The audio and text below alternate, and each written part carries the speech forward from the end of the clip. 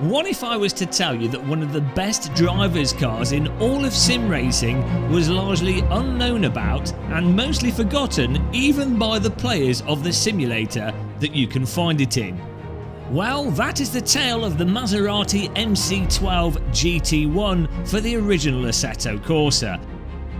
In order to celebrate this vehicle properly and enabling me to make this video describing why it's such a joy to drive, I got a sack of Gamer Muscle followers to join us on our Twitch channel. You can join it now by following us on the link below.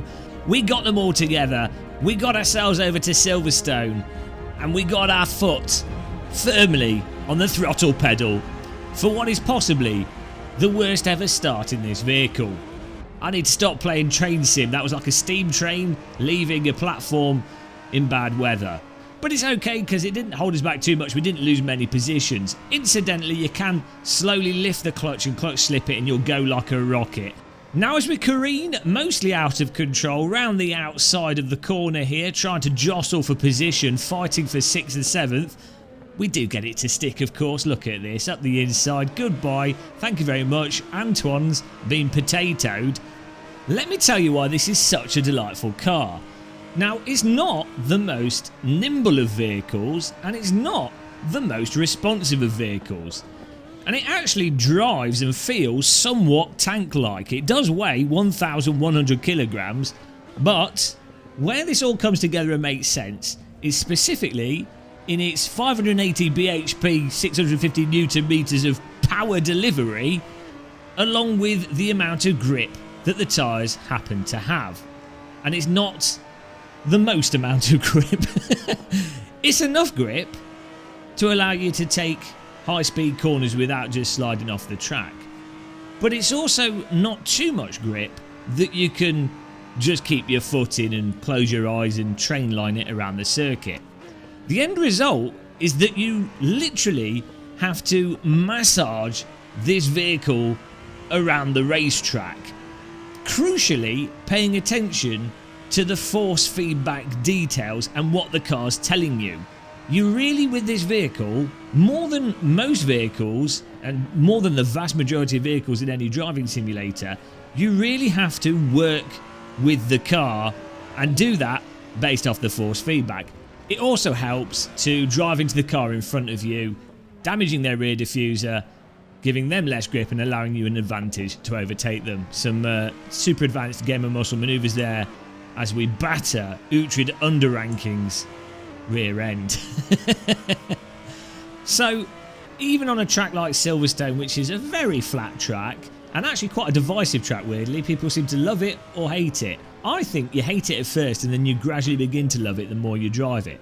But even on a flat track and relatively plain track like Silverstone, take a look at the steering wheel camera on the right and look how much action is going on the wheel whilst I try and get the power down on the exit of corners, whilst also trying to balance the car based off the force feedback to find as much grip as possible to then get the corner exit and carry the speed through the corners as fast as possible. You really do have to work this car, and you have to do that based off listening from the force feedback what the car's telling you. Obviously, having a direct drive wheel massively helps with this type of vehicle, but I would imagine a T300 should give you enough information to let you drive from what the vehicle's telling you. But a DD wheel, and in my case a Fanatec Podium DD, definitely really makes this type of car sing. In fact, I'd say if you've just bought a direct drive wheel, get in this bloody car, set your force feedback up, and you will have a smile that will rip your face in half. Now what's really nice though is that often with many simulators you'll find that they might allow you to overdrive a little bit and they might allow you to lumberjack on the wheel a little bit, but it's pretty much universally a detriment to lap time. It's not going to help you out in any way whatsoever. Whereas in reality, and especially with certain eras of vehicle, it depends on the tyre, depends on condition, there are many occasions where actually balancing the car, giving it a bit of welly and really pushing it and overdriving it a little bit to try and hold it in that bit of slip that is the fastest way to get the car around the track. Like, you shouldn't have to drive every single car as if it's a 2020 Formula 1 glued to a train line car, and if you deviate from those train lines, well, that's it. There's no lap time for you. As you can see in this race, though, I am still very much in the point of overdriving it too much, and I'm slowly dialing it down, which is producing faster laps, allowing me to catch, slowly but surely, Uhtred Broken Rear Diffuser underranking and Edward Brewers at the front of the grid there. Now, still focusing on the car handling, a weird thing that happens with this vehicle when you do races with it is that you end up, especially when you've got a bit of gap and a bit of space between other cars, you end up getting into this weird hypnotic zone. And I think it's produced from the fact that the car gets super leery very quickly when you're absolutely trying to push and balance it. But under that zone, it's really quite calm. So you sort of overdrive a bit, you then tone it down, you then find what's good for lap times and what's allowing you to catch the cars in front, and you then sort of zone out with you knowing that you're smoothly boating yourself forwards and you're at one with the car.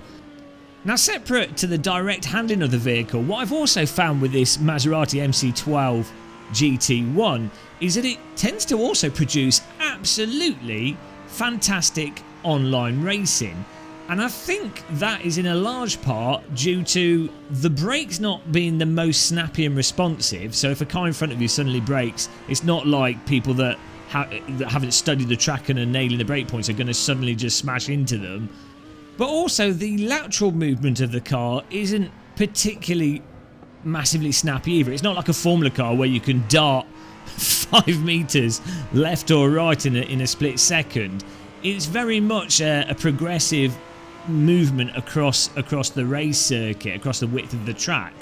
And that means that when you're side by side with other cars, it's much more analogous to if you watch something like Dirt Oval, for example, where you have these much sort of sweeping angles through the corner that are quite predictable and in many ways very forgiving, which is really in contrast to the overall speed of the car and the sheer bitiness and how active you have to be to keep it stable whilst doing those slides.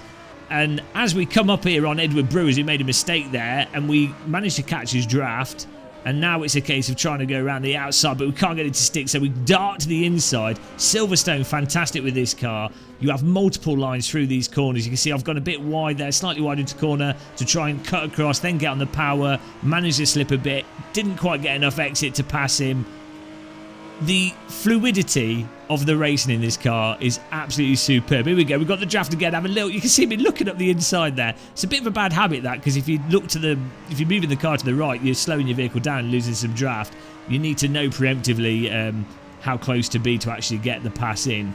I don't know why real drivers do that stupid thing, and I don't know why I'm doing that stupid thing. But look at the poise of the vehicle now. So here we go. We're on the tail of Edward, and the pressure of us on him is causing him to give it too much throttle. He's gone full brick on the throttle, and that's just slowing him down a little bit, which is allowing us to then catch up with our supremely smooth driving. Car behind always has the advantage because you can see what the car in the front is doing, and you can use that to adjust your driving as we try and go around the outside, but not enough grip, and especially with the angle of that corner, you're not going to exit the corner fast enough in front. So again, a totally pointless manoeuvre, but sometimes I think it is occasionally worth side-by-siding it or putting pressure on the car in front by doing what's never likely to really work out as a good overtake. It's worth doing it just to get the pressure on and let them know that you're there, as long as you don't slow yourself down too much and as long as you don't wear your tyres out too much. Look at him nook his car to the left and then hook it over on the right and try and get as much through the corner as possible. Edward's driving it like he's had a few pints there. It's more like I'm watching an out-of-control bobsledder than a race driver, but he's managing to stay in front of us, so credit where credit's due as he wellies it through that. Look at those slides. It's so nice when you're driving this vehicle as well to look at the rear end of it. I mean, look at that car. Just look at it. Look at those little winglets that stick out and that. Look at the arse on that. It's up there, guys, as we go for a rather ludicrous dive bomb. Charlie Whiting not happy. Totally the groundsman crying because we've just ripped up the lawn. Still couldn't get it to stick there. absolutely pushed it through. Then on the exit we're slow, and the frustration of trying to get the power down shown a bit as I go wide and he goes wide, and we again rip up some more lawn. And it's all about that balance between take the line properly, get the run into the corner, carry the speed through, be smooth, and work our way back onto the attack, and then start trying to work out the puzzle of getting the overtake. Though my overtakes and driving in this car is resembling that of a shark attack. A shark eating a helpless seal being thrown around in the air and ripped into pieces. I did start watching nature documentaries as Gasper Medevd is in our rearview mirror, and the car's in front having an interchange. Adam Suit's having some issues there, and Gasper's going for the lunge up the inside. He's in a little bit deep. It was a nice attempt, you know. He went in far too late. You saw his lock there as he tried to avoid Adam Suit's, and then had to correct it to the left and did the nice thing of guiding his car off the track rather than guiding his guided missile into the back of that vehicle. And Adam's struggling here. I think his tyres might have gone. You can see him wobbling all over the place. He's managing to catch it each time, but costing him on pace. As we get up there, Edward Brewer's now still in our sights. We need the Super Mario. We need the green shell in this situation. Rico Cassetti's 12 seconds ahead. P1's done in this race. Rico Cassetti's put nitrous oxide in his car. Bloody hate people that are particularly good at sim racing. They're just too quick. He probably did some aero boy and setup shenanigans. You know how it is. Uhtred under ranking in second place. Still 4 minutes left on the clock and all to play for. And again, I have to say, the dynamics with this vehicle when it comes to online racing, we've raced it quite a lot. The dynamics are so good. You end up with these little reprieves from the high intensity action of battling. Because you have the battling, the cars are jostling around, it slows them down, but inevitably something happens, whether that's an accident or a spin or someone running wide, but that then causes things to spread out again, and everyone then has to dial it back in, and then it compacts again, and you kind of have this sort of breathing of cars coming together and then spreading out and then coming back together again. It's beautiful. Look at that. Look at those lines risking it on the Assetto Corsa curbing. You really have to be careful in Assetto Corsa, as you know, that fans of AC, the curbs can be brutal, especially the prolonged corners. If you get on the throttle when you're turning with the wheel on the curb, is almost certain death.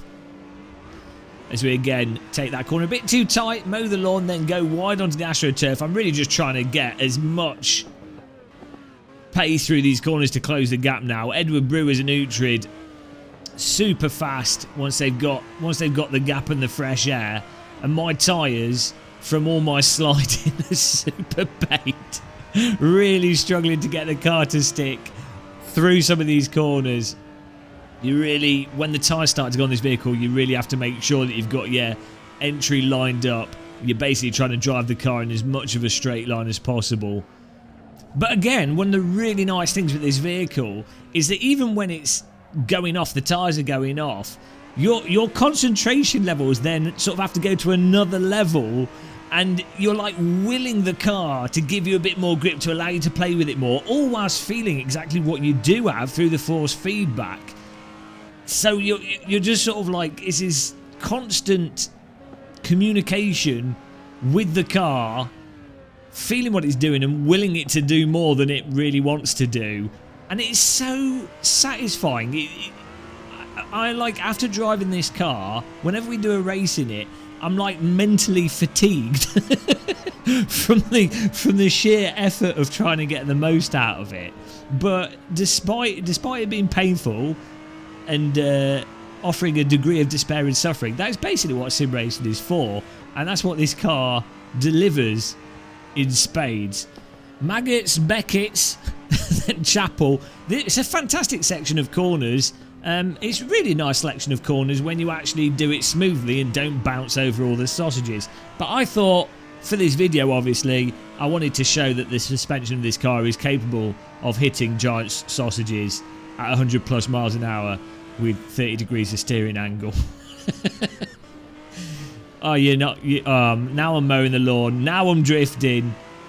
this is what you get when you try and push it. There's a limit to what you can get from it, and you really have to know where that limit is. Oh, it's all falling apart, guys. It's all falling apart, and now Gasper has capitalised on my terrible attempts of trying to close in on Edward Brewers. That's what I get. That's what you get for trying to push the car more than it can offer. You need to know what its limits are, and at the end of the day, you can't get more from the car than it's capable of offering. I tried, and I was rudely awakened by reality as Gasper moseyed on past. But we've got to hold off Johnny the Tiger, Tony the Tiger's cousin. He doesn't have a cereal. He doesn't have any cereal. He's not as famous as Tony or successful. Johnny was the one that just stayed at home sim racing. Should have got into the cereal business. But hold off Johnny the Tiger, and we can catch back. We can catch back Gasper. There's literally no time on the clock in a few corners. Come on, we can get in there. As Gasper, his tyres are suffering. He's gone so wide out of that, he can't get anything from it. I'm pushing. We've gone back down into the under the limit. Nice and smooth. I love the bollards on the corner there. The old start-finish line. Throw it into the long right-hander. Try and carry it through. And try and close the gap on Gasper. Can we get in there? Again, through the wiggity-woggities. Maggots, Beckett's, Chapel coming up. Called Chapel because you have to pray for forgiveness after smashing the sausages for the 10th time in a row. Oh my God. Gasper not even attempting to keep the car on the grey stuff, making full utility of the green road. And can we close this gap? I'm trying to get in there. Final few corners, late on the brake. Look at that counter steer, the car leery, the tyres dying. They would be fully delaminated at this point. Gasper's, I'm even later on the brake, right on his bumper, kind of trying to turn it in. I don't think we're going to get it, guys. We've pushed as hard as we can. We've tried as hard as we can. Almost angling the car over that sausage. And we have to bow our heads in shame as we are defeated by Mr. 360 no-scope Gasper for a nice 5th place. But, oh my God, guys, what an absolutely fantastic vehicle. Surely after that you'll have to give it a go for yourself. A total hidden gem that I hardly ever see anyone else driving or mentioning on the internet.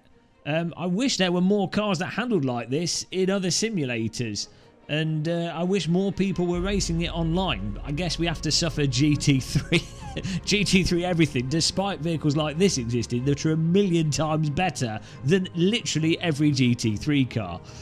Oh well, it's a sad world that we live in. Hopefully you enjoyed this video and found it mildly entertaining and maybe a tiny bit informative.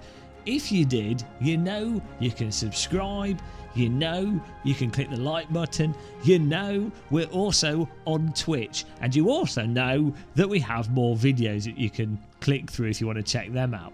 But until the next one, guys, thank you very much for watching this one. Happy tea drinking and goodbye, everyone.